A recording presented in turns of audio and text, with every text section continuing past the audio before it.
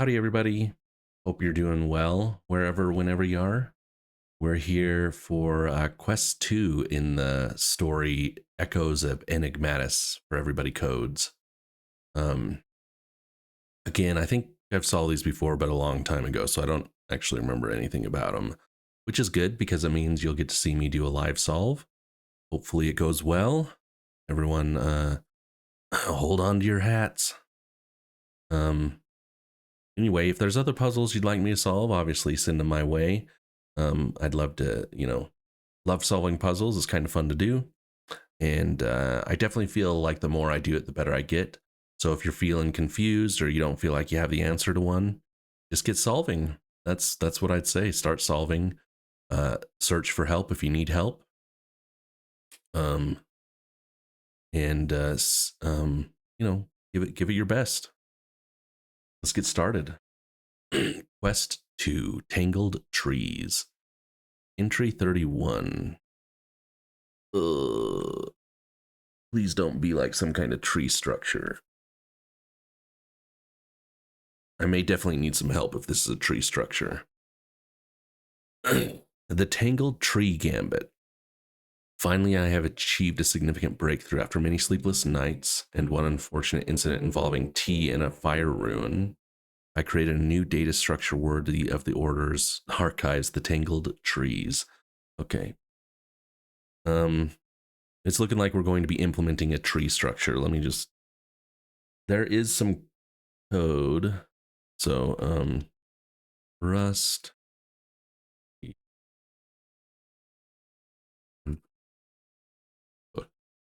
There's like a book.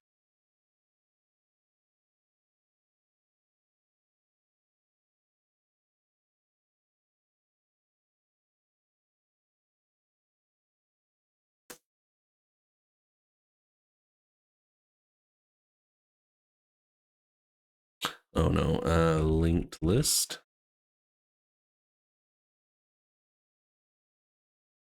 Yeah, here it is. I'm going to put this off to the side. Just know that I'm going to reference it because we'll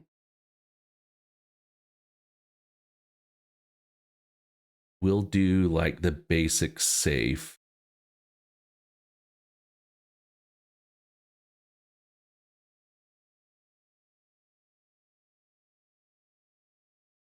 So the issue with Rust is that like in a tree structure, okay, so well, first of all, Rust needs to know the size of the structure beforehand, right? So if you've created a tree like this, I haven't even gotten to the problem, but I fear we're here. Okay, let's read the problem first before I get through all this. Imagine two trees not growing side by side but tangled together, like they've had a long and complicated argument. We plant each pair of nodes in parallel, one on the left, one in the left, and one in the right. But, and here's the clever bit, they're not loyal, they can switch sides. Yes, really. Yeah. A node born in the left tree might wake up one day and think, today I feel like right tree material. And off it goes. I'd say the behavior reflects real life loyalty, confusion, and possibly bureaucracy. Some scholars claim it breaks the whole idea of structure. I'd say structure is overrated. Scribes refuse to index anything with it. They say it gives them migraines. The librarians threw a codex at me, but I remain undeterred. One day the Order will thank me when our archives can finally reflect the shifting, tangled nature of meaning itself. Until then, I continue my noble quest and maybe invent tangled heaps next. Okay. Let's first build the trees without any swaps. The command to add a new node always has a unique identifier for the tangled pair of the two nodes, one for the left and one for the right. A node is represented by a pair of values in the format rank and symbol. The rank is an integer unique to both trees and determines the tree's structure by indicating where the node should be added. The tree symbol, or the symbol, can be any character and is used only for information. For example, symbols can hide a message within the tree's structure. Nodes are added to the tree following traditional binary tree rules, namely, if it's empty, that node becomes the root. Otherwise, compare the ranks. If it's smaller, move left, larger, move right. Repeat until you've found an empty spot to add it. Okay, so we're implementing a binary tree. Each tree works independent, follows rules. Build two binary trees, then in each tree find the level with the most nodes. Read the symbols from these levels in a single message, starting with the left tree and then the right.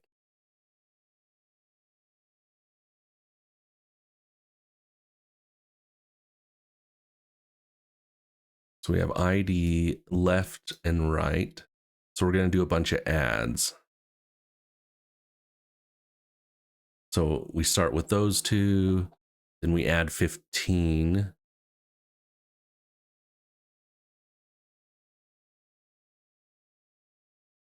"15 is bigger than 10, so it now becomes its parent. The right is 25. It also becomes the parent. Then you get 12.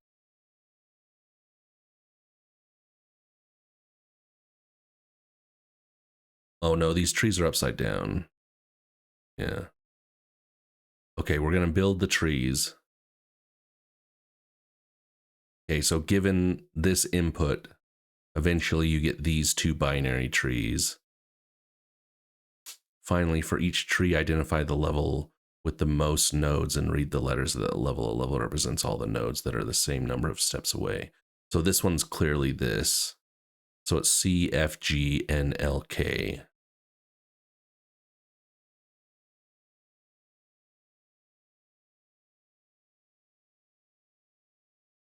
Here's a bigger example that prints out everybody codes.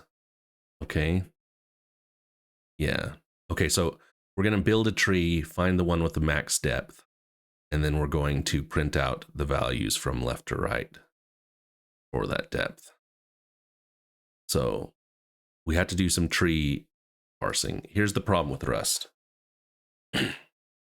Rust wants to know the size of all of these things, and it wants to know how all of that works. And this book actually does a pretty good job explaining like the issues. I don't know, I can normally, so this is just a list, but you can think of a list as a one-way tree. What you'd want to do is have a list that says, oh, I'm either I'm a list and I'm either empty or I'm a list of lists, right? Kind of like this. Rust is like, hey, we can't do that because you're doing recursion without indirection. So you say to yourself, okay, well, I'll use a box, which is like a pointer. And so you add the pointer to the list. And this actually kind of works. But now you want to create like a list of a list of a list of a list, right? You want to build out these lists and you start to have problems, right? And this is all just the compiler saying, hey, I can't figure out what you're doing to make sure that you're doing stuff that is memory safe. So there's two ways to solve this with like lists and trees is you can do unsafe things, or you can use ref cells and what are they? RCs and ref cells and things like that. So that's what we'll do. We'll do it the safe way. I don't do a lot of unsafe code, so I don't know a lot of the semantics. So it will probably be easier to like do it the unsafe way. But I'm gonna keep that there just to like help me. Just because I'm sure I won't know the answer. I'll have to look it up a lot. Okay. Let's do these examples though.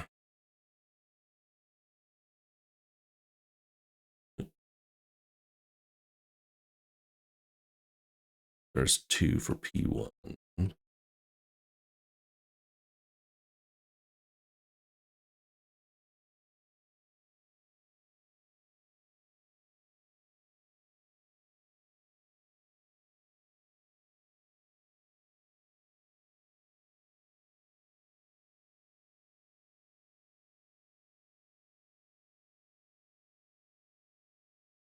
And this first one is CFG NLK.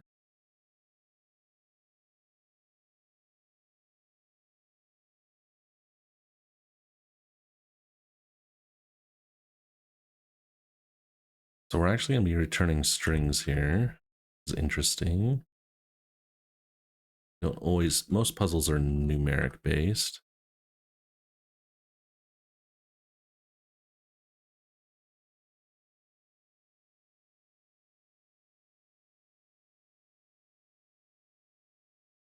Like that. It's not going to like that because we're not returning a string.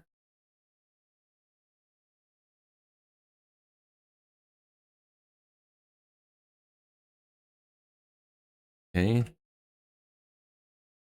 I mean, before we even get to the tree part, we kind of had to figure out how to parse this line.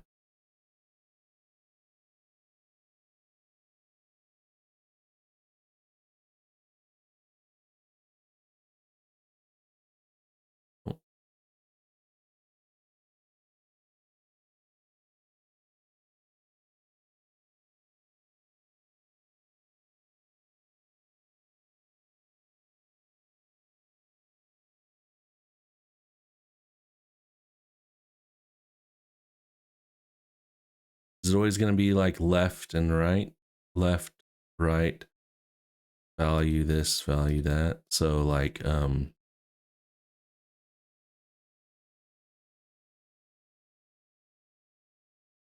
what is this? This is the node, right? So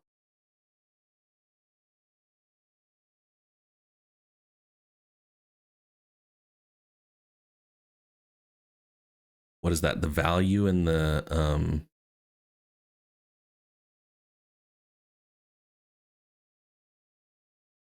rank and symbol.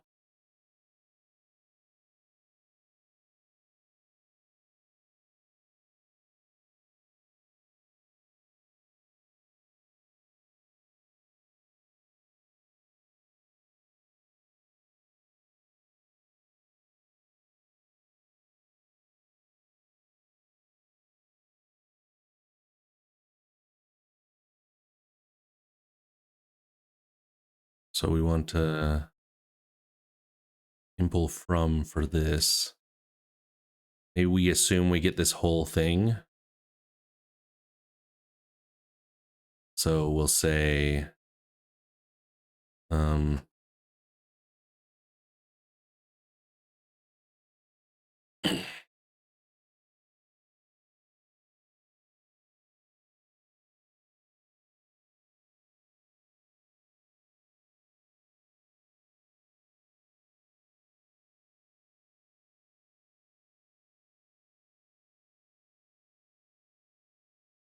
we'll split once on equals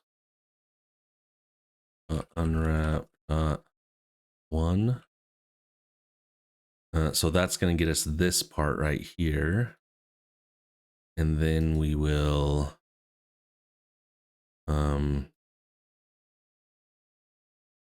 let v equals v dot trim matches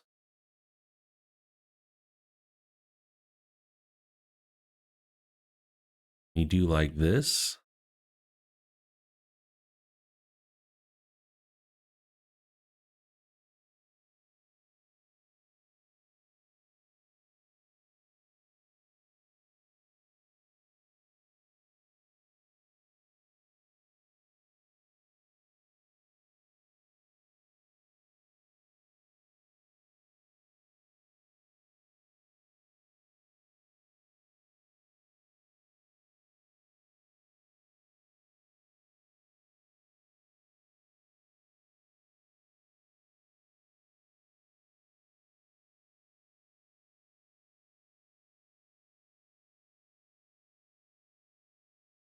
Like that.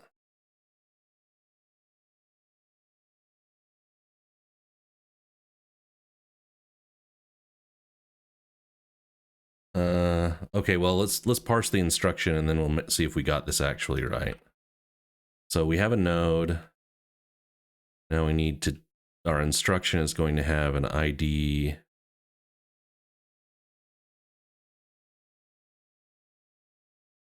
and a left node and a right node, right? Something like that.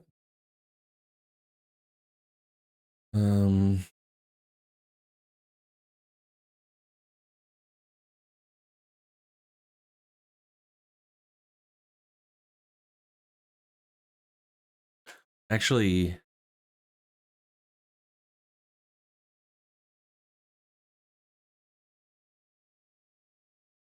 we're doing adds and swaps. Well, we're only doing adds in this one. We'll eventually do a swap, right?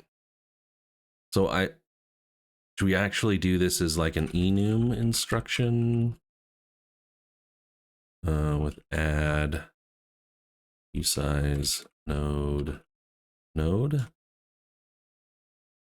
and a swap, although we aren't doing that yet.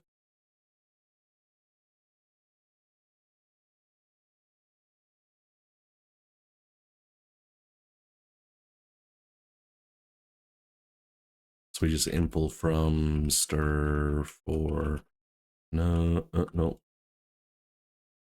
instruction and from let values or let parts equal value split white space a value dot split white space.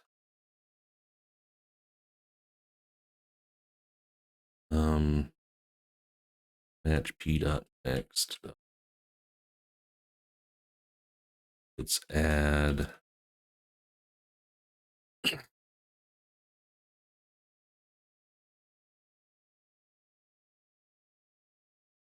will return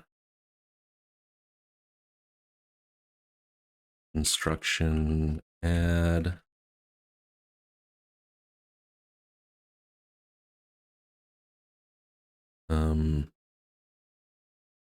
p dot next split once equals one dot first unwrap. This looks really ugly, huh? But I mean, I think it's doing it. I'm just, what I'm basically doing is just following myself through this, right?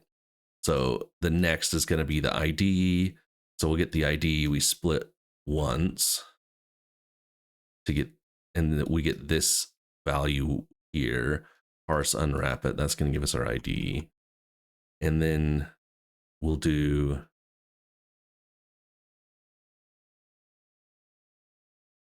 node from p dot next unwrap. Do that twice.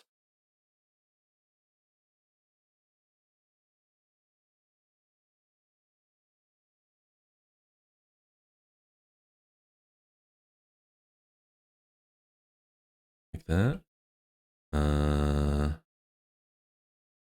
I need to unwrap.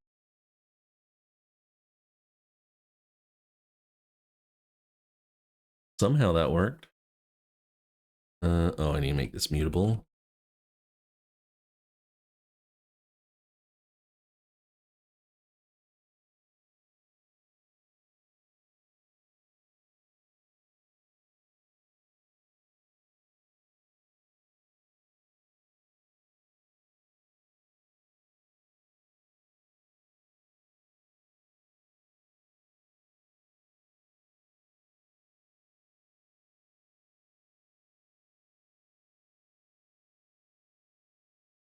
Like that.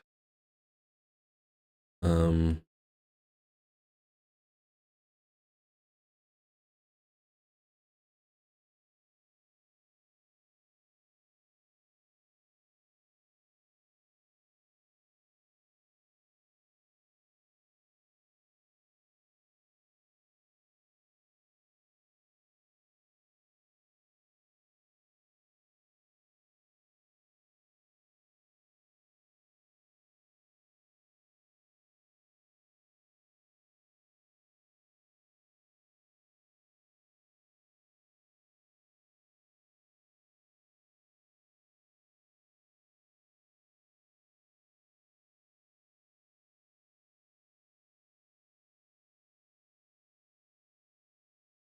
NA30H.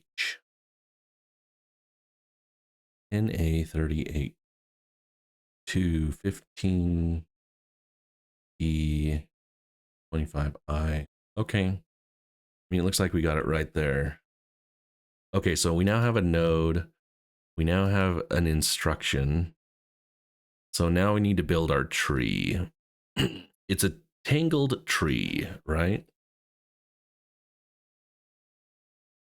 So struct tangled tree.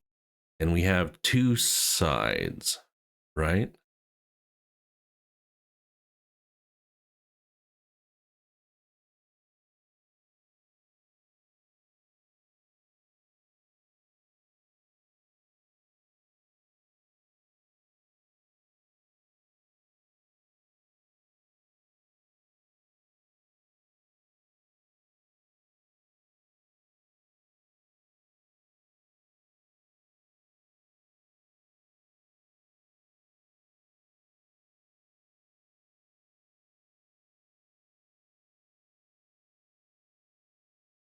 How do I want to? So I know it's this. I think I actually want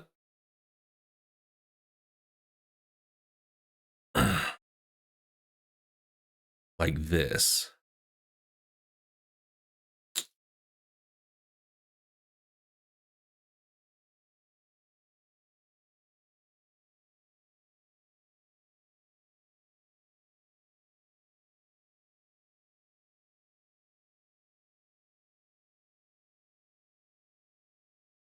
Oh, it's gonna be like option node RC, right? Option C.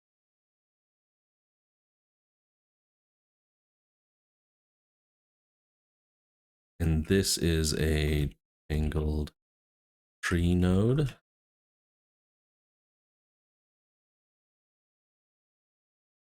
I guess I technically don't need to have this type, but I presume I'll be using it a lot. We'll see. So the idea is we're going to have a tree node. There's going to be two roots.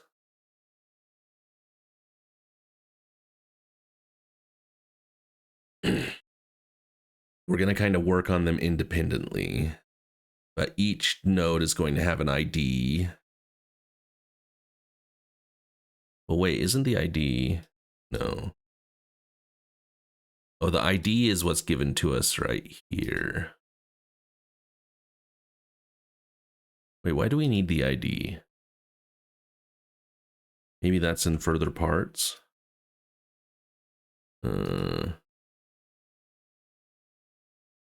Oh, I bet you for the swaps, it will say I want you to do a swap on this thing right here. No? It could be swaps on this. I actually don't know. Let's just simple tangled tree node though. So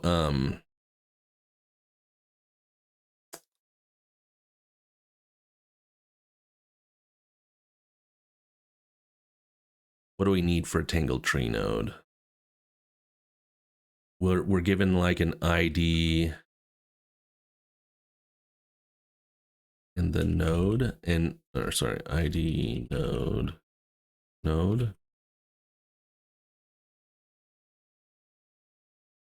And we want to return self ID. So I can just do ID node left none, right none.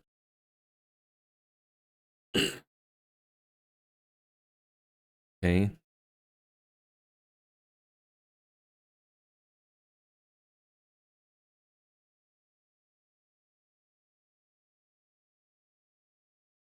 Do we want an actual tangled tree structure?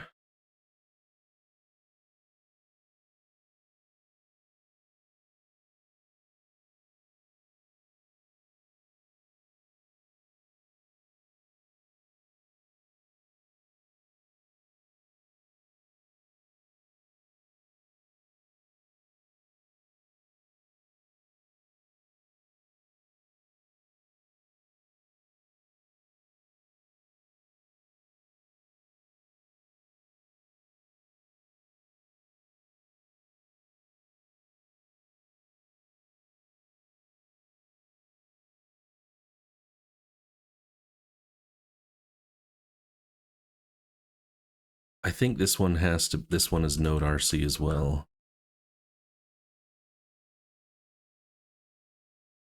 Because it's going, these are going to be pointers to these, but they'll initially be empty.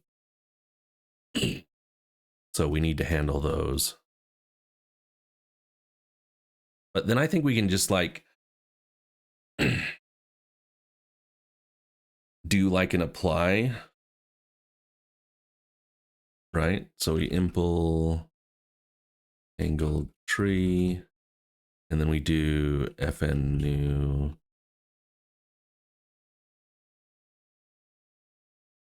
self.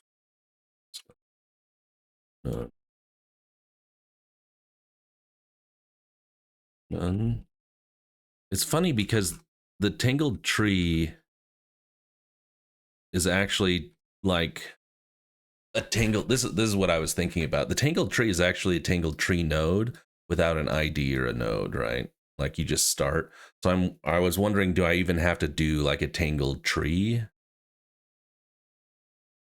I don't think I technically do. I could probably find a way around it, but I'll just, we'll start with this. But then we have like an fn apply where you give me an instruction.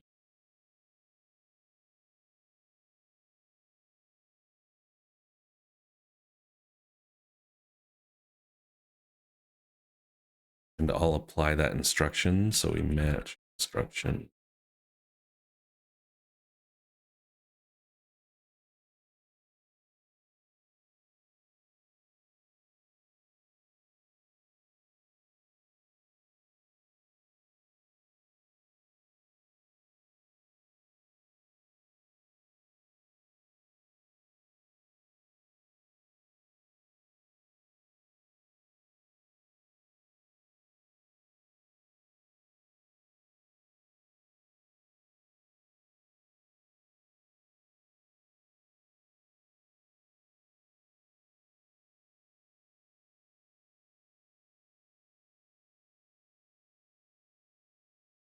What does add return? Oh no, it's not ID node. It's just this. So I think we just do this.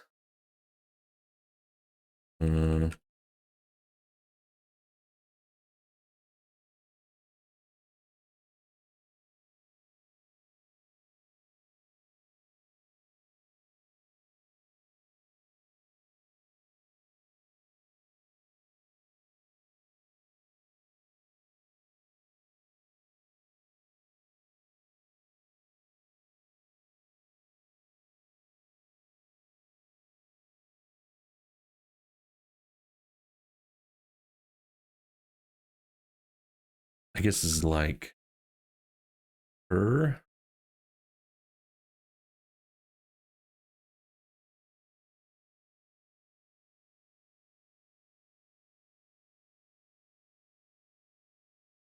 And this is where we're going to do our binary search. So we're going to, the idea is we're going to say like, are we in the position? And we'll know we're in the position if like our current position is none. Otherwise, we're going to have to do the check. We're going to have to compare the rank, right? These 10s and 15s and determine which way we should go. So we'll do match her, and if it's none, then we know this is the correct case. This is like where we need to put it. So we're going to say her is equal to some. I need to create RC new ref cell new angled tree node new with ID node. What am I missing here? Like that. Presumably I'm just missing some, right? Of node. No, I'm already using node. So just n, I guess. So now in this case, we need to do a comparison. So we do like match n dot rank. Oh, do I need to borrow these?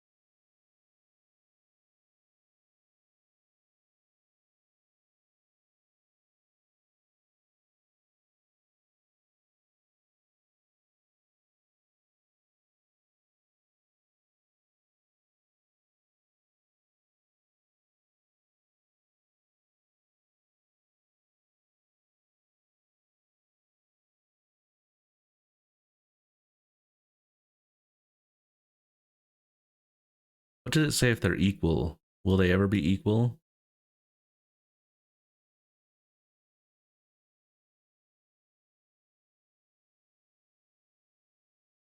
It seems to suggest they'll never be equal, but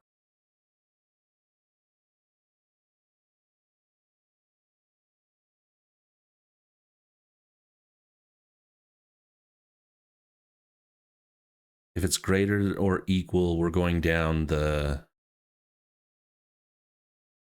right. So we'll say self. Oh, this is not, it's this.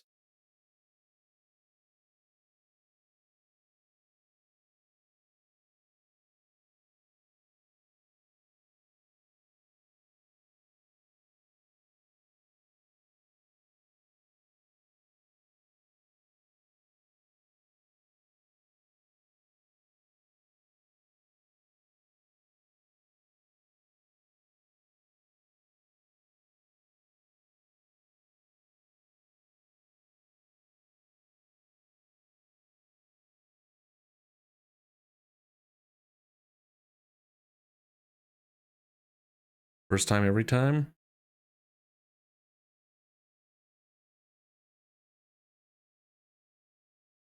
Oh, how do I refer to this then? Do I just this?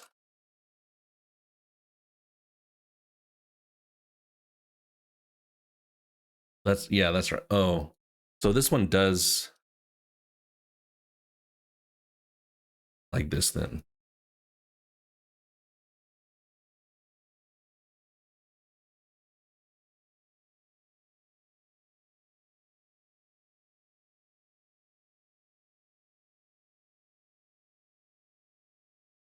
Somehow that's compiled. I guess I don't have to borrow mute here. I can just borrow. So this is where this, and we could still get to a point where like this is actually wrong. But again, because these are all like RC ref cells, what we're doing is we're like, well, step back for a second.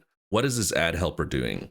It's basically just going down until it's finding the right position to put it. And so if we ever get none, right, if this is ever empty, we know we can put it in this position. This is just a recursive function, right? And trees, you do a lot of recursion through the trees, like through it. So we say if we're empty, then we know we can just update this value and we create a new tangled tree node. Otherwise, we need to do a comparison. We need to say if it's greater than or equal, we go down the right side. If it's less, we go down the left. And we just call this recursively. The issue, though, again, is because we're using RC ref cells, we have to like borrow to get a to borrow this thing, and then we get the node rank comp with node rank, and we need to borrow mute the right side if we're going down the right, and borrow mute the left side if we're going down the left. I think that's right.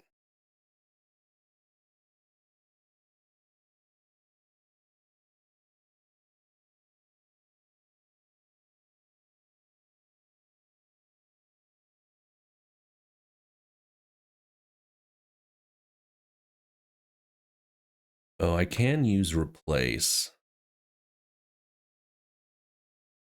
I don't think I need to here. In the swaps, I'll need to replace. Sorry, again, I'm just looking at this too many lists thing. I think this is right. We've been going for 30 minutes and I only just built the tree. So now I need to find the greatest depth.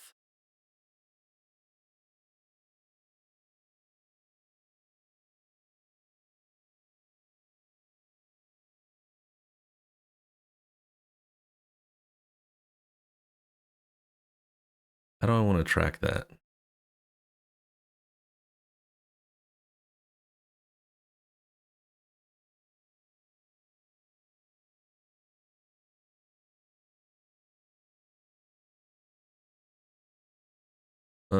We could just do a recursive function that returns the depths.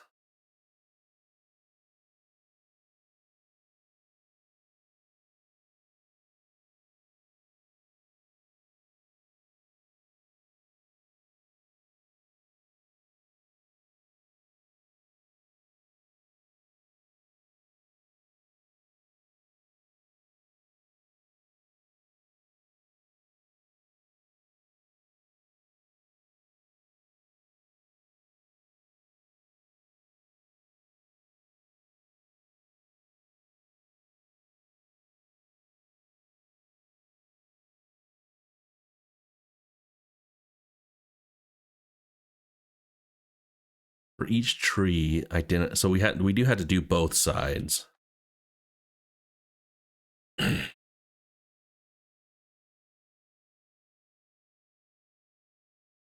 But I mean, we can do both sides. It's going to look very similar to this, except we're just going to do a tree traversal, and we want to return. I think we want to return like a map. I would think.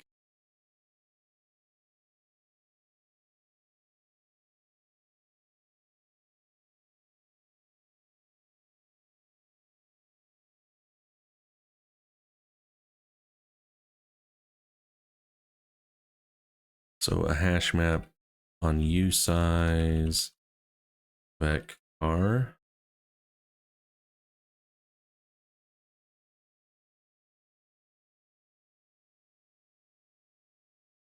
I'm going to return 2 of these, I think.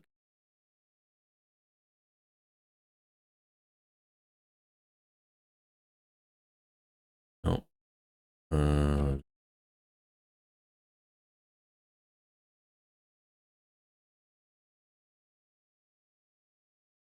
Right.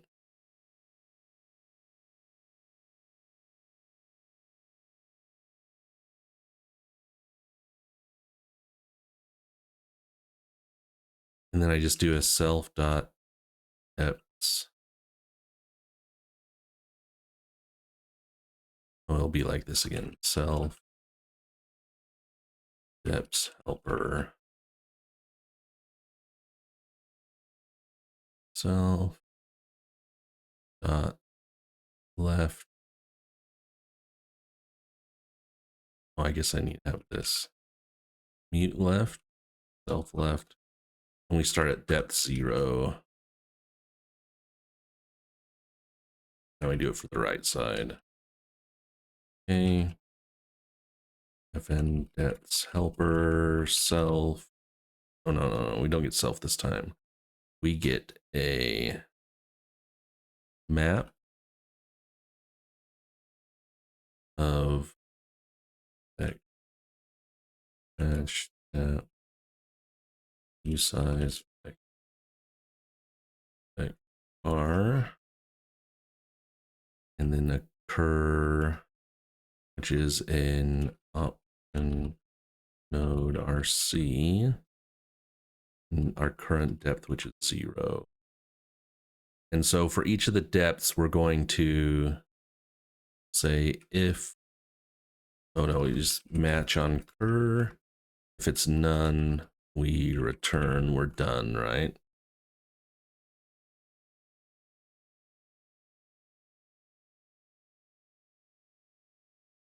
Otherwise, we have some node. And we want to put this node at this depth, right? So like, we want the symbol. So we'll do map.entry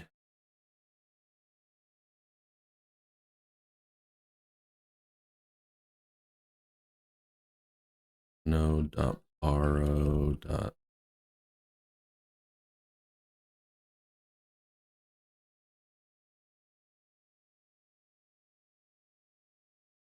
Isn't node?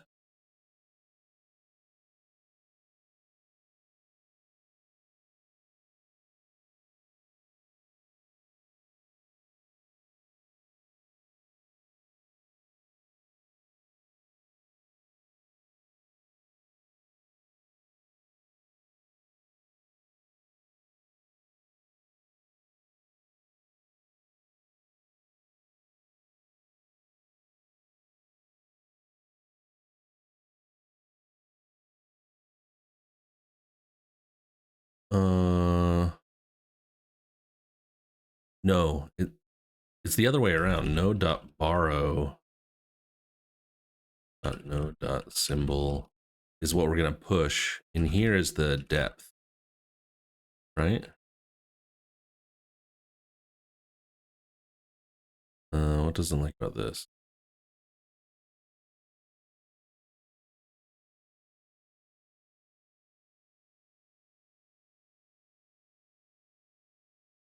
Huh? Right here. Oh.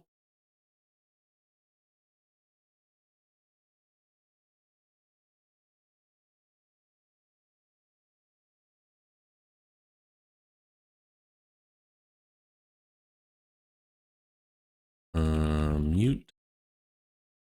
Okay. Oh, do this, then we turn left, right. Okay. This. Okay, so this actually compiles, but we want to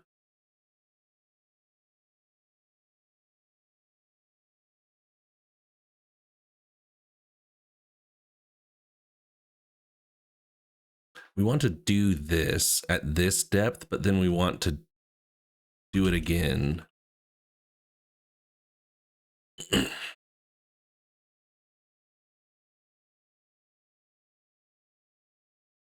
With the left, so I need to node dot borrow left depth +1, and then I need to do it to the right too. Okay, so presumably that's given us all of our depths. So we call this depths function.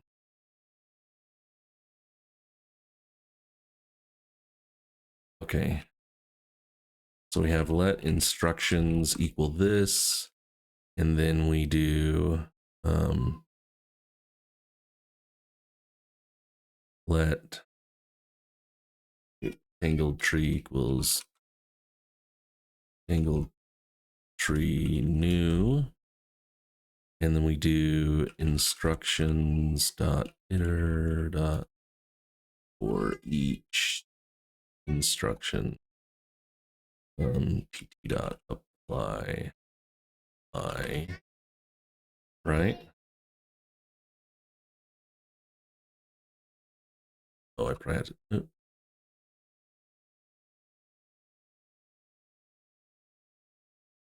This.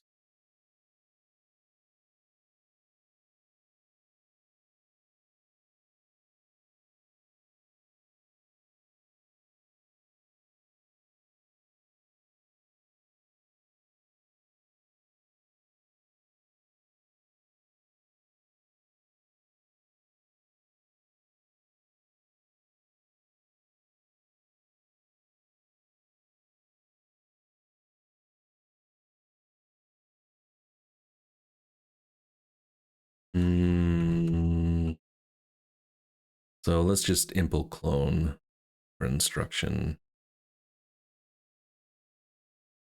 So we don't have to do all this stuff. Cloned.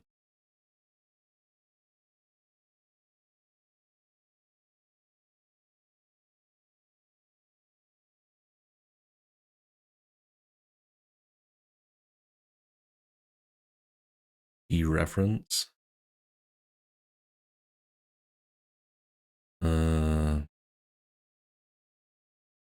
It's copy, actually, huh? Not cloning. Copy.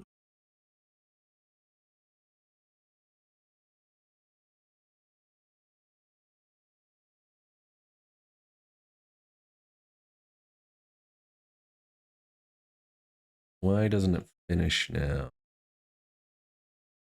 Ref cell already borrowed. Okay, yeah, so this is what. Oh, so in this, I think I have to do this.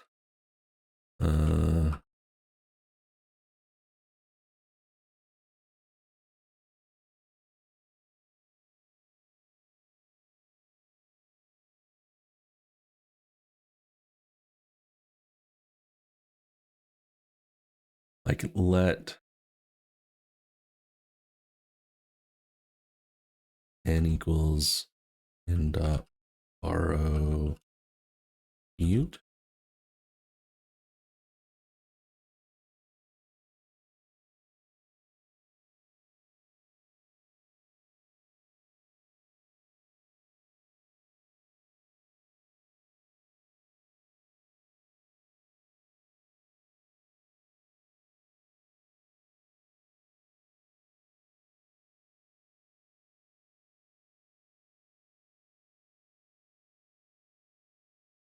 Like that. So the issue is like I'm borrowing once here and then I'm borrowing mutably, or I was down below. So I have to like borrow before. I mean, I think we're definitely making progress. This is taking a lot of time, but I definitely think we're making progress here. So now that we do this, we just need to figure out like the depths of the largest depth on each side. So it's like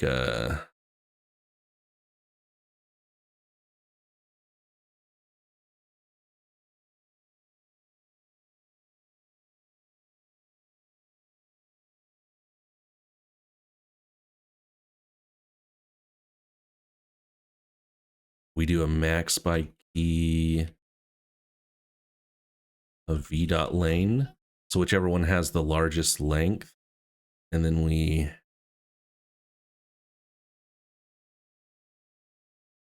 have a vec car. So we just map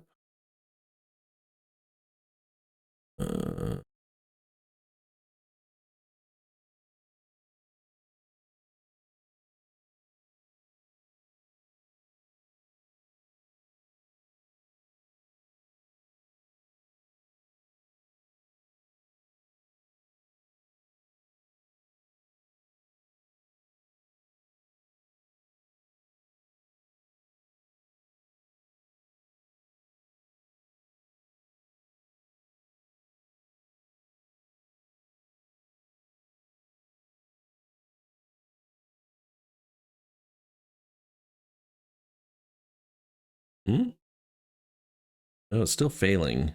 We're way off. Go be video. CFG. Oh, I'm doing it backwards.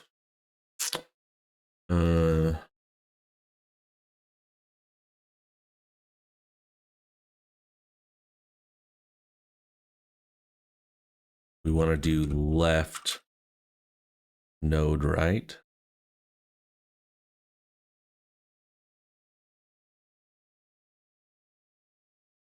It's the traversal order that I have wrong.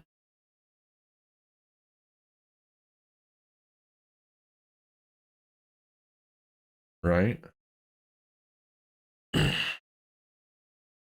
It's like the question is like when do we want to enter these values in?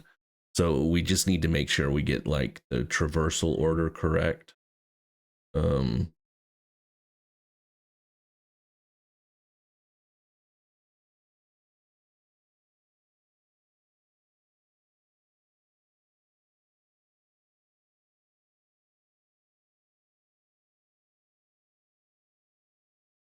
This tree is flipped, at least for me, so I think it's right. It's this probably. Yeah, okay, there we go. Yeah, the test 1 and test 2 are passing now. Whack. Okay, this is a crazy problem, but hopefully we got it. We got it. Okay, so this is, you can see the complexity of like doing trees in Rust. If this was in PHP, it would be super simple. Or whatever, Perl, Python, name your language, Go, because you just can do pointer stuff, but we can't do pointer stuff in Rust. So we kind of had to like build these things. In the end, it is more complex. It is clearly more code, but you're still doing the same thing. Okay, part 2. Up to this point, everything behaves like a conventional binary tree. My innovation is an additional swap command which causes the pair of nodes specified by the identifier to change their rank and symbol. Swap may appear at any point between add commands, so it can disrupt the structure of the trees below as another list. Yeah, so okay, so it is these. You're swapping 1 and swapping 5.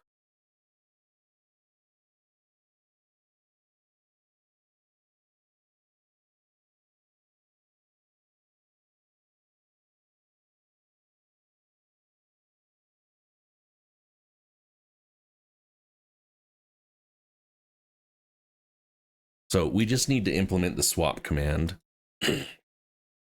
Basically, what we need to do is find those nodes. We do have the ID in the node. So we just basically, what we're going to do is we're going to do a find command and traverse until we find that ID. And then we need to do a swap.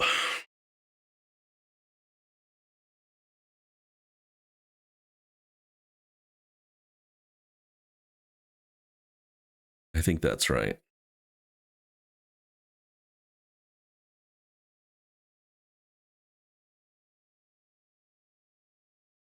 So we're going to find one of these.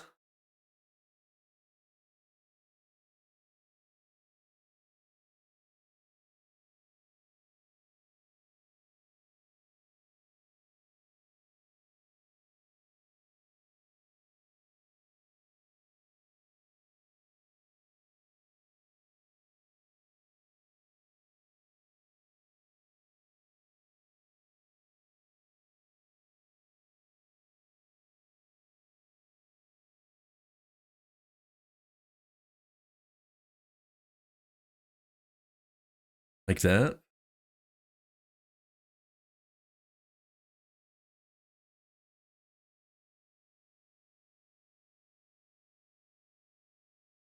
Well, I guess I can return none.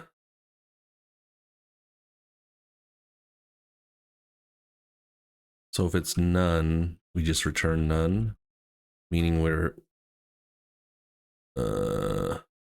we didn't find something. Otherwise, we have some node.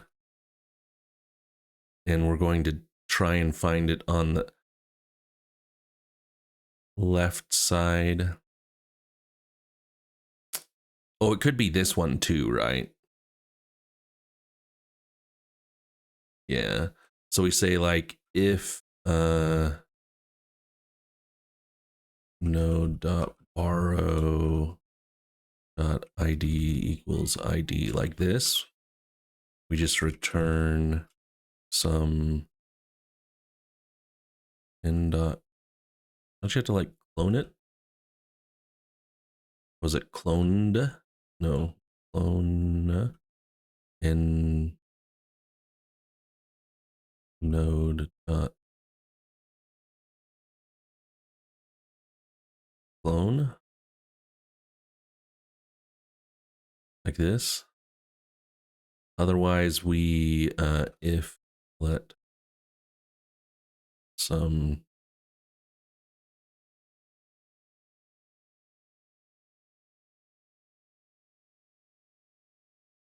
n equals self find helper. So we try down the left side as well, and then the right side. Cur. Oh no, not cur.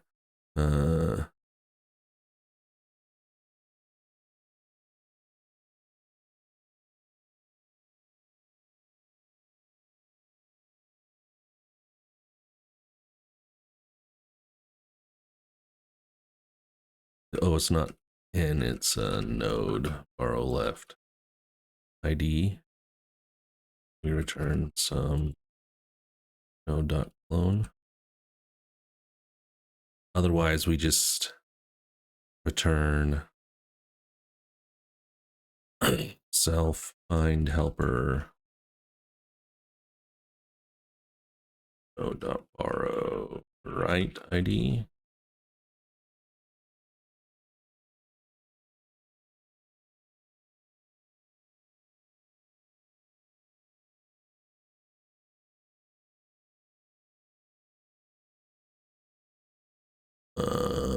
Oh, I guess it's gonna be this.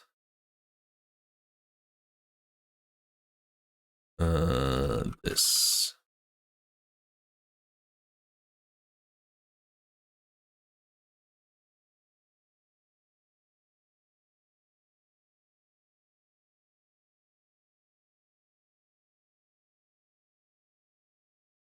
Okay, we'll see if it works. So up here, oh, we need to add our swap. Oh, why is this compiling? I don't have my input.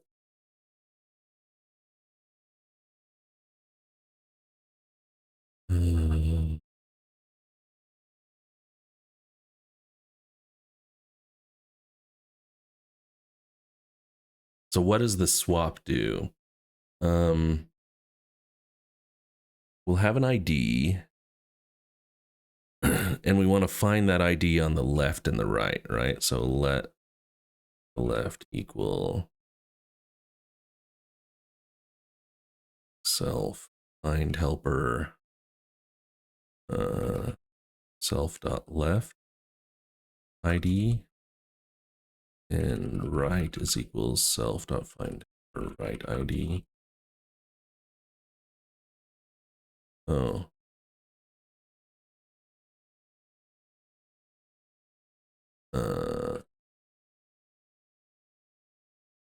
Like that. Oh, I need to implement up here.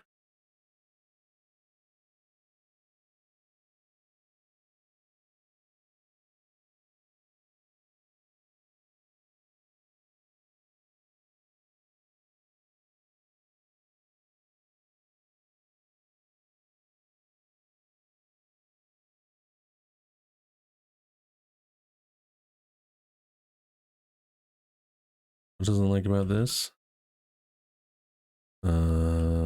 Next unwrap. Oh, parse. That better? Yeah.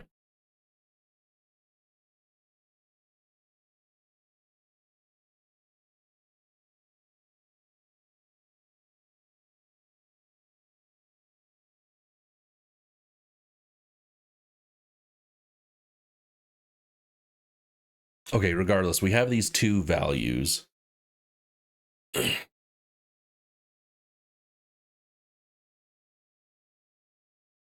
I may not find them, but I should find both. So can't I do like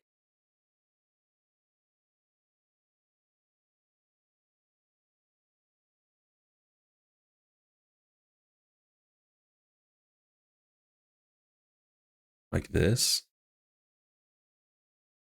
And then I do let left, it needs to be mutable, right? Let left equals left up, borrow, mute.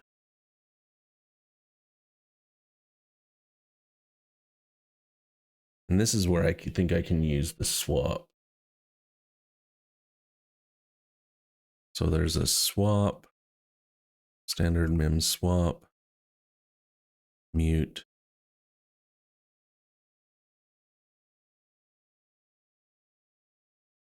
Left dot node, mute, right dot node.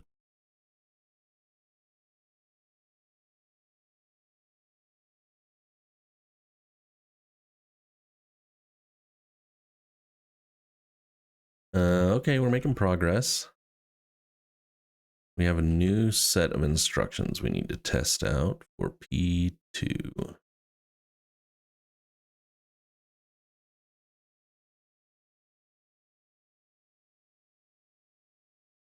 And what should P2 return? This.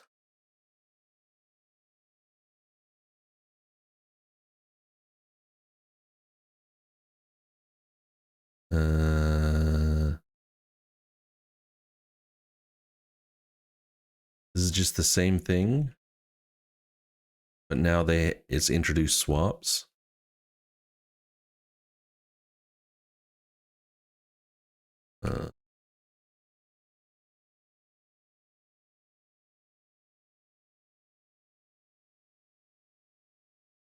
P2 passes. Okay. Ooh. Got it. Okay, so what did we do? Actually, that wasn't too bad. 10 minutes, I don't think is too bad. We need to, we're trying to find those two values, right? Or those two things in each of the nodes. Like, where are they? So they're somewhere. It's going to make more sense to draw this. They're like somewhere here.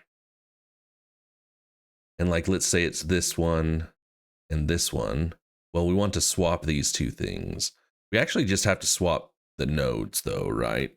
The values. What are they?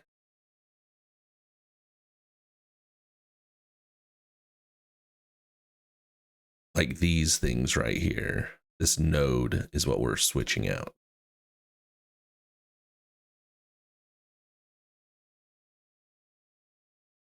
So like see right here how you're basically just these two get swapped, right? So the tree structure doesn't change, just the values change. So that's what we do. We have this find helper that is like, help us find them. So presumably we don't ever get this, none, but we'll go through the nodes and we'll say, is this the one? If it is, then we return it. Otherwise, try the left side and return it. Otherwise, assume it's the right side, and maybe the right side returns none. Presumably it doesn't ever. But then just in our, now for our instruction, we just say, hey, get me the left and right values that match that ID. And then once we've found those two nodes, we can borrow them and swap their node values. Yeah, this is where the swap I think is useful. We may have to use this. We'll see what happens too.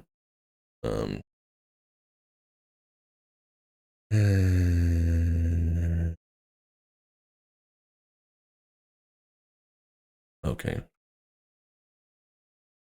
Part 3. But what if the swap command could swap entire nodes, including the branches that grow from these nodes? Such a structure would perfectly reflect the hierarchy. For example, where you is it saying do like a branch pull or branch swap? That of noble houses. When a house changes sides in a conflict, it often takes its lesser vassal with it. Yes, it makes perfect sense. The final version of the swap command shall work exactly like that. Here's the final list of commands. Build two. Oh, I need to get my commands. That's a good reminder to do that right now. What if multiple levels of the tree contain exactly the same number of nodes? Well, in that case, choose the one that is closest to the root. Ugh. So is it saying we're going to have to do some additional logic for part 3?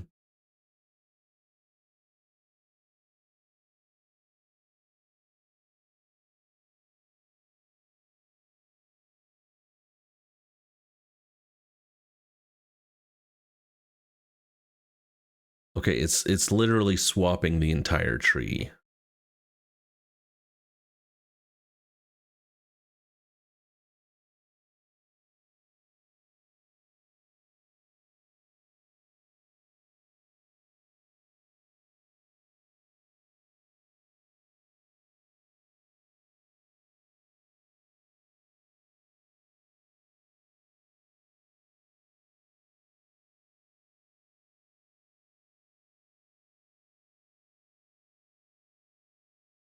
I think I can still do a swap. Sorry, I'm just looking at this thing.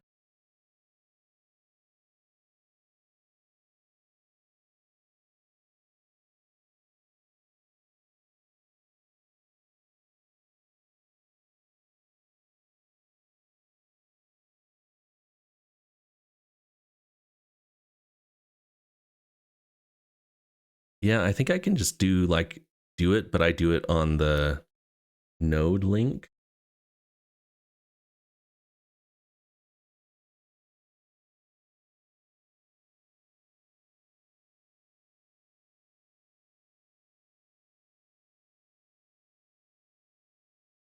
Putting D over here, I over here. Yeah, you're literally doing like tree swaps.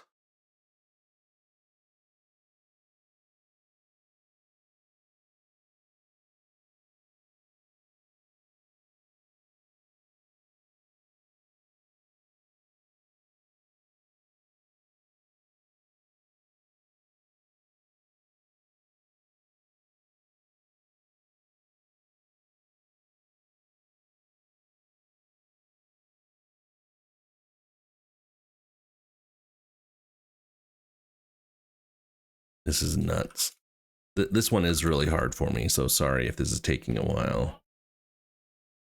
I mean, I've done a lot of tree stuff before, but if you do it in other languages, it's much easier. It's a good learning experience, though. All the borrowing and stuff, you have to really think about that. I think, though, can't we do a find helper, but like we do like a find, I don't know, branch helper?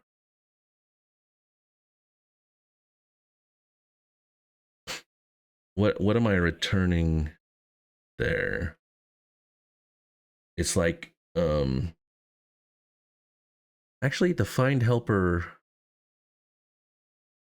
is the find helper correct? I'm returning the actual node.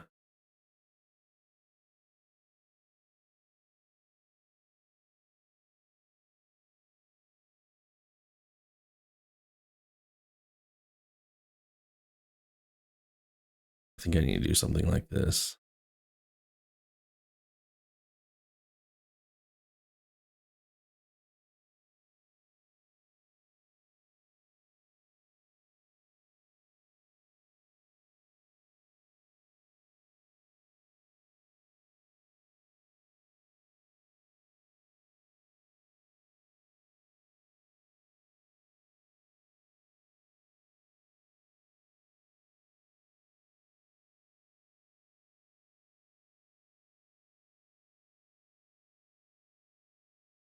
Oh, I just realized the status bar down here looks ugly because it's like really long. Sorry.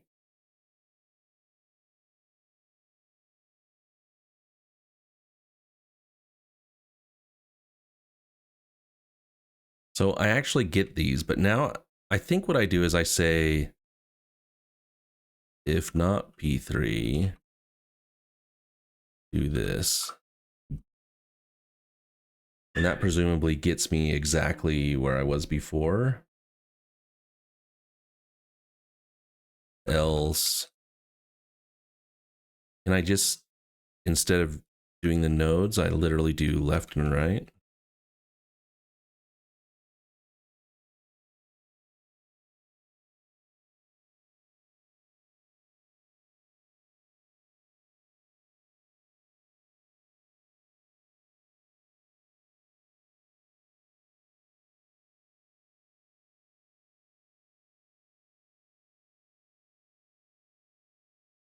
My test cases seem to say no. Oh, the parents don't know. Bugger.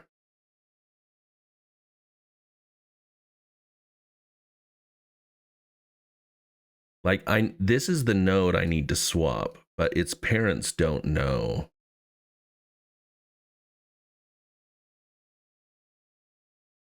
Right?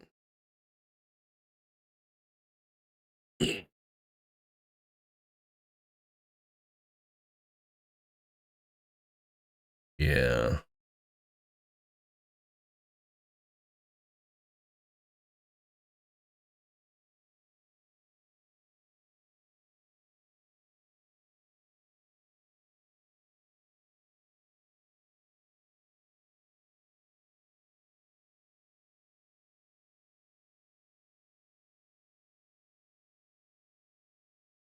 Wait, why doesn't that work? Sorry, I'm just looking over here.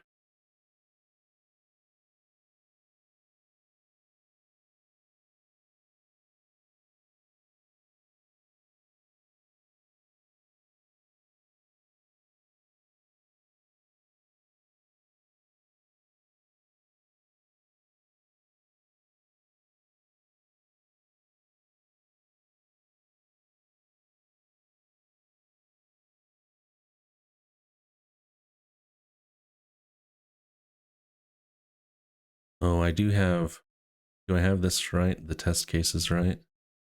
It looks like there's two test cases. So if I swap 1525, I get this.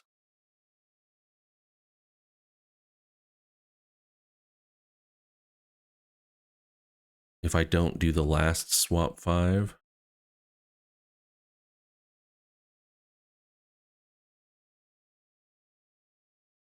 oh, I did this wrong. That's funny.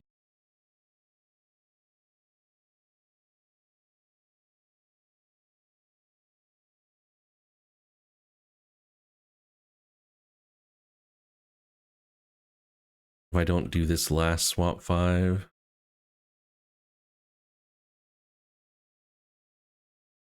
get this.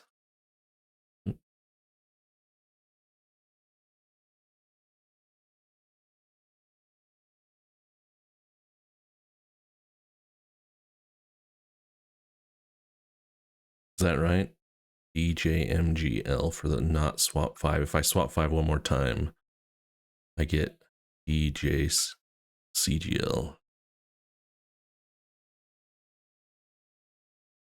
Okay, so there's something weird. I'm gonna have to look around.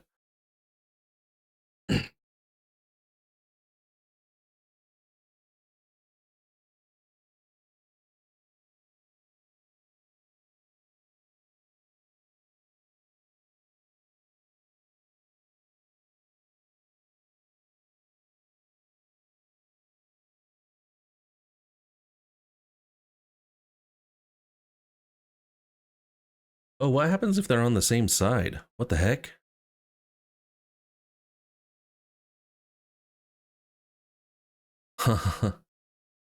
I could have moved both of them to... No. They'll always swap.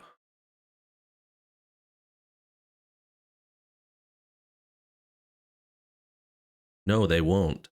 Because this swap could move both IDs on the same thing. Yeah, there's case. So like, what's happening is there's actually cases where this find helper is not working.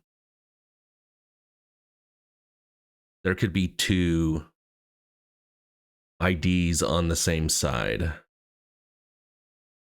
Bugger. How do we do that?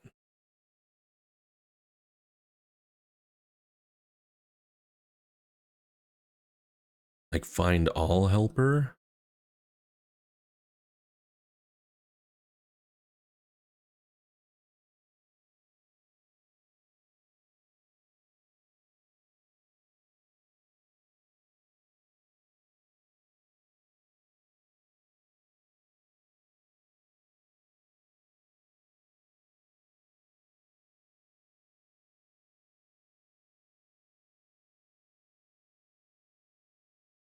I guess I can just return a node RC like this.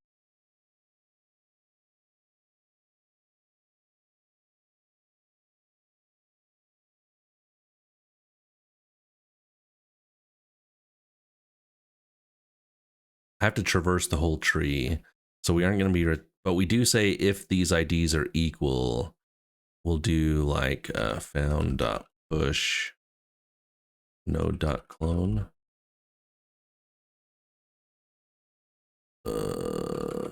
We do, oh, I think we just do the both sides. Find all helper.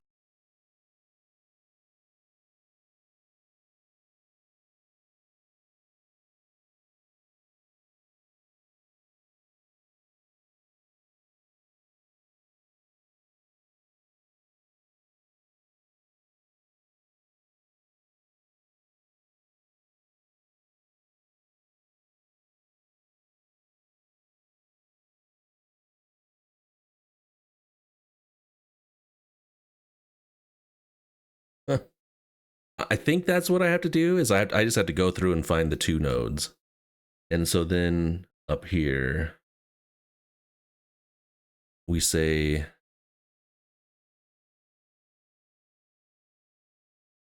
yeah, we have to do this like this, else, left, back. And then we do self find all helper, self left found. We do that for the right hand side. And then we do like if found.len equals 2. I mean, presumably it will always be found. Then we do this. Else. An extra one here. Oh no, this is found 0. Found 1.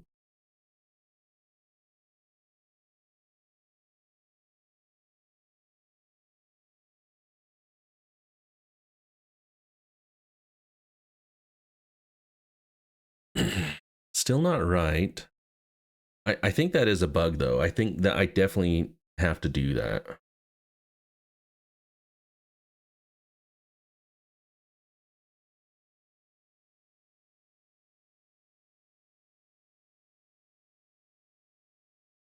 Am I doing it right?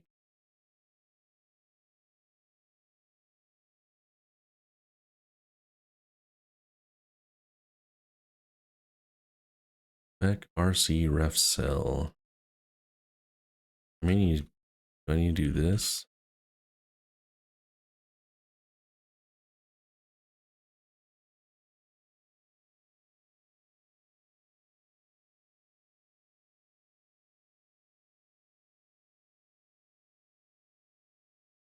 That actually does.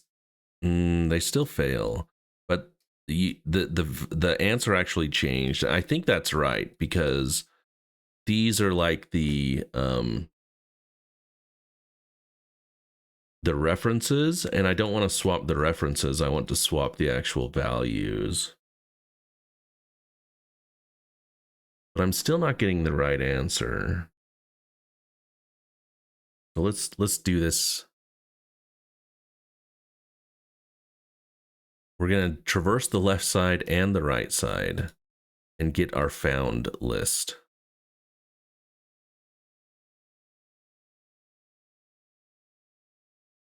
What does our traversal look like? If it's none, we're done.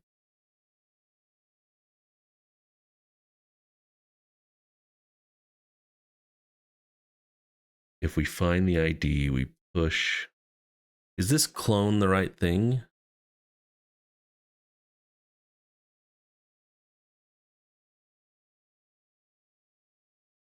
I think it is. Because there you can also do like RC clone node.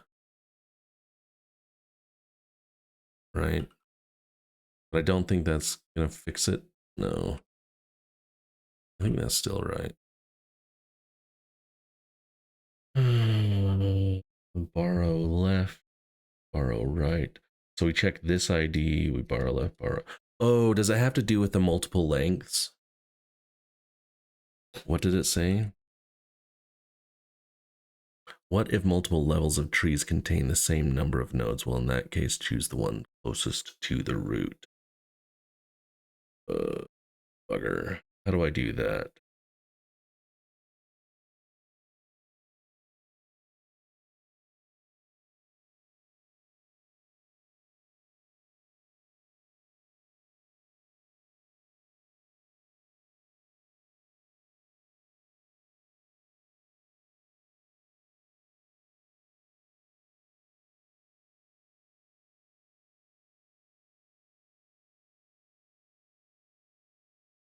Is it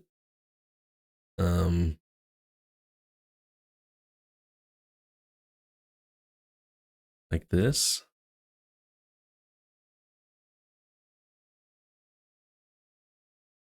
And then we do v2.len.com v1.len. No, that will do reverse orders. v1.len.com v2.len. Then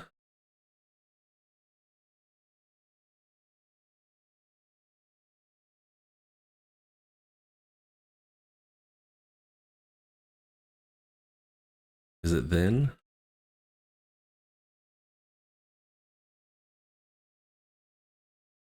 Or is it like then?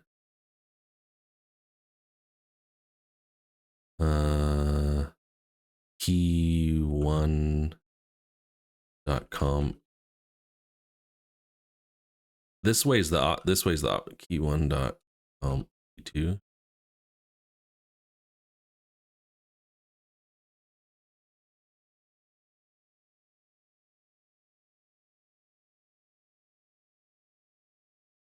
I think it's like that. Oh, it did it. Oh, but I need to do this. This may actually not be the right answer. I need to do this with the right as well.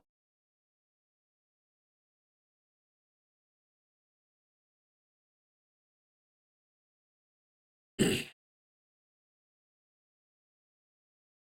that it? Like I had forgotten the part where it said, if you find equal depths, what do you do? So in this case, what we do is we're going to do a max by, and we're going to compare the lengths and then the depths. See, did we get it? We did get it. Okay.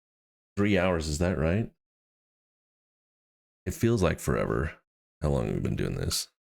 Oh, maybe I opened it earlier. Let's check our progress really quick. We're close. One more puzzle to solve it. Okay, so what was this day about? It was tree manipulation. And I will heartily admit, I had to go look at this book. Let me show it again.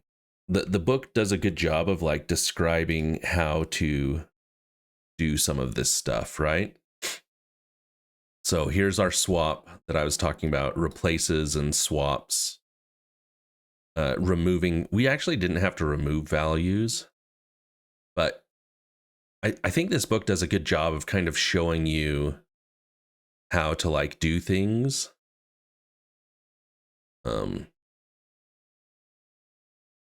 Let's see. So like right here is a good one, persistent sec. It's only slightly different because so a doubly linked list is like another one that's good to look at because you have like two sides, right? So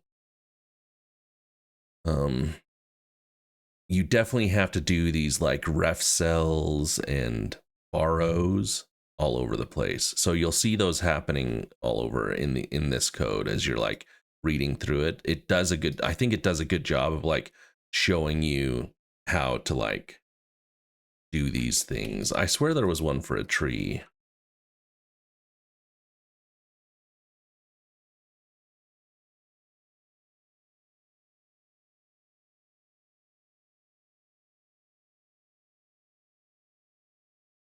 I think there's also a book on binary trees, but this is the one I've actually tried to read to like understand. And again, the way that you do it is you need to use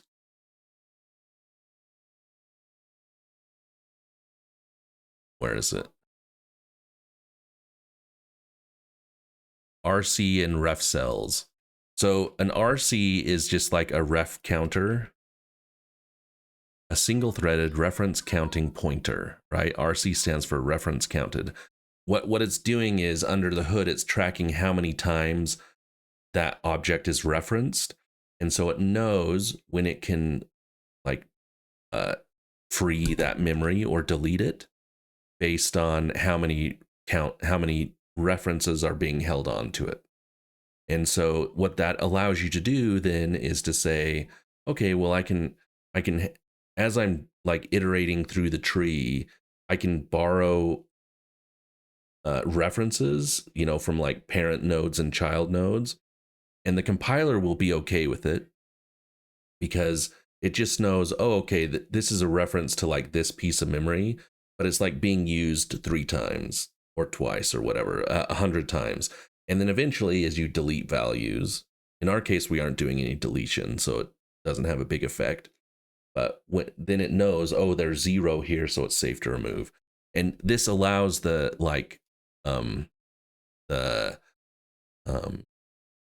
the Rust compiler and the borrow checker to say, am I using memory safely? And the answer is yes, because you're using this reference counter. The same thing with this. A ref cell is a mutable memory location with dynamically checked borrow rules. So this is the part, I don't know if you saw in part 1, I actually borrowed incorrectly. The borrow checker was okay with it when I built the binary. So the compiler said, okay, this is good. But at runtime, it said, oh, you borrowed incorrectly. That's what this ref cell does, is allows you to like borrow it from a thing and get that value. It tells the Rust compiler, hey, this borrow is okay. You're okay to borrow this value. It's only at runtime when you try and borrow twice that it says, oh, something has gone wrong. And so what was that thing? Where was that issue? I think it was in here somewhere. Yeah, right here, right? Where I was actually borrowing twice. So I wanted to borrow once so I could do this and then do this. And so that makes it okay though. If I borrow once inside my block of code, things are okay. So I borrow once mutably. I think the thing it was mad about too is I was borrowing mutably and then doing a regular borrow. And obviously you don't want to do that, right? You don't want something to update the value and then come back and have that thing have changed with your borrow, right? And so you borrow once mutably, you do the comparison here, and then you pass that, you know, deeper down into the tree of your recursive calls. So there you go. I mean, this swap is kind of ugly because you're doing you're doing it differently for part 2 and part 3. I don't know if there's a better way to do this. Like the issue is, so here was the issue that I was running into with part 3 was one would think, oh, I can just do the swap, but it's possible at the time of the swap, what you've done is you've now moved both of the IDs into the same tree. And so when you do the swap again, you're really just swapping on the same side of the tree. And so left may not contain any, but right may contain 2. So I just kind of say like, okay, I'm going to keep track of the ones I've found on the left side and the right side. And then once I've found 2, I can be done. Depending on the size of the tree, you could definitely optimize this find all helper to say like, if I ever have 2 of these, I can just stop, right? So when I do this push right here, I can say if found equals 2 break. Otherwise you have to, I mean, it's traversing the whole tree. The trees don't appear to be big because I'm still able to solve this in microseconds, but that would be a potential way to solve it. This is quite a complex problem though. Yikers. The parsing wasn't too bad. I guess I don't need this anymore because we just have our 2 instructions. I guess I can do this.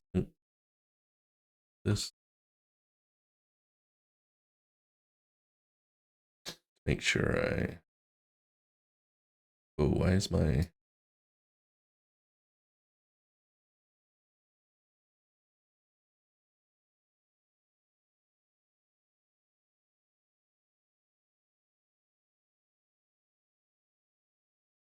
what did I possibly change that would cause part 2 to be wrong?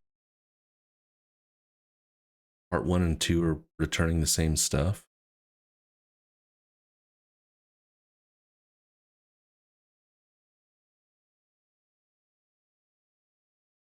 Technically, I can do this on both. Oh, did I dork it up by doing this?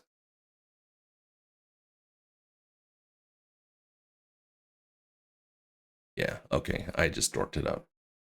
Dorked up my inputs. I have some helper functions that help me like download the inputs. Okay, but these are pretty common tree operations when you're working with like trees. In this case, it's a binary tree. So like this add helper, right, is we're just trying to find the position. And again, we have to do all this ref cell RC stuff. But essentially we're saying, oh, are we ever like at the empty node? And if we are, then we just push it here. Otherwise we determine, am I greater than or less than the values? You know, because we're doing a binary tree. So we do greater than this way, less than this way. We just like keep going down until we find like that empty node. Again, a lot of this works because the default, like it'll be a pointer to this thing right here, which is none, right? And so what the thing that's happening here at the back is if we ever get that none when we do our add, we say, hey, dereference that, meaning right now we have a pointer to that none, that memory location where none is. I want you to dereference that and turn that into a sum. And so that's how that works. But otherwise, if we found a value, we're going to compare it. If it's greater, we're going to go down the right side. Otherwise, we go down the left side. Very common tree operation, especially in binary trees. It's just, it was much harder for me in Rust because I got to think about this stuff. But after looking at it, it's actually not much more complex. You just need to remember RCs and ref cells. So I feel like if I did this a couple times, I'd probably still have to refer to the book. But do it a couple times and eventually you get there. The depths helper is just a traversal, and I don't know if you remember, but I actually got these in the wrong order, right? So we're doing in order traversal from, and because their trees were upside down, it goes uh, your current node, process your current node, then process the right, then process the left. And so there's different orders of traversal. There's in order, post order, and pre order. Like, what do you do first? And it's just the order at which these are. I think I had got it wrong the first time.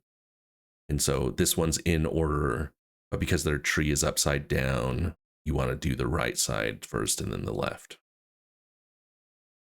The find is the same thing, right? Is we're just, did we find the node? If not, try the right side or try the left and then try the right.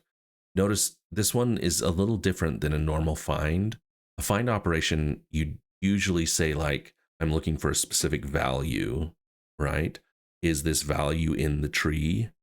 And so you'd be able to say, you do actually do a comparison, right? You'd say, is it less than, greater than, or equal to the ID or the, what is it called in here? The rank. And then if it's found, you'd return it, right? Whatever. In this case, we're finding by ID, which is a little different. So we actually have to just traverse the whole tree and find all three of them. So that find is a little bit different than a traditional binary search find. And then this one's just all messed up because we're doing a tangled tree. So because we have two trees that we're looking for, we need to go down both sides of the tree. And since we're doing swaps, it's this weird case. Again, I hope that made sense what I was talking about. Normally the swaps are like this, but there's a potential like that the swap could be I want to swap this node and this node. I mean, that swap actually isn't too bad, but you got to perform that swap, which means like it's always it's they're both on this side of the tangled tree. So you basically just have to do this find all to help find them. Do these make sense? Is there an easier way to do this? Yeah, I mean, now you're just getting the depths, right? So technically part 3 is the correct way to do it, if although they only talked about comparing both ways in part 3, so I kind of assumed that wasn't the case. You probably write a helper function too. In fact, you could actually have this function do this stuff. You just have to do it differently for part 2 and part 3. Between part 2 and part 3, right? Part 3, you do this. Oh, presumably this still works for part 3. Or for part 1 and 2, I should say, right? Because you'll probably always find one of this nature.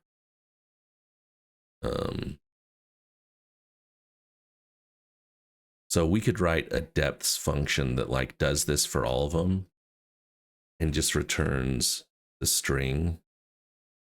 So if we call this like depths,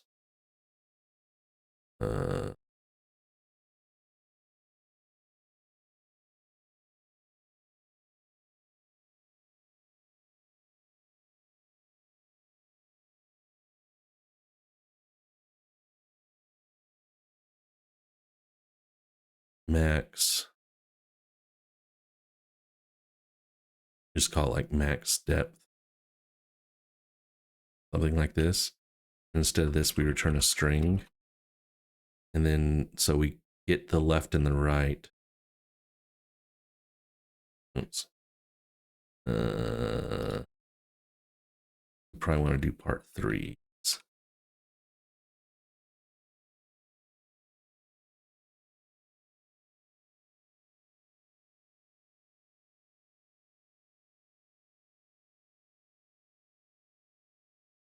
And then here we can just do this, presumably.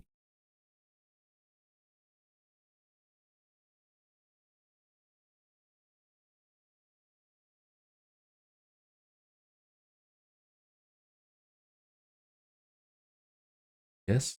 Yep. Okay. Very good. That makes the solutions to part 1, 2, and 3 like really small. Most of the logic is in the tree itself. So yeah, there you go. I would definitely love someone to like review this code and tell me, am I overusing any of this stuff or underusing any of this stuff, or is there a better way to do it? I'm not an unsafe dude, so I don't have enough knowledge. There is like this notion of like, you're allowed to do unsafe things in Rust.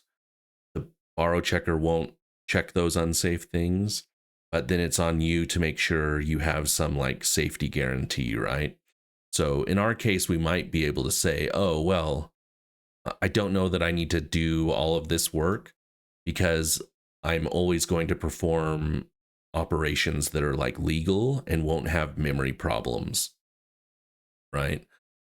You suddenly lose the borrow checker, so if you have a bug, that's on you.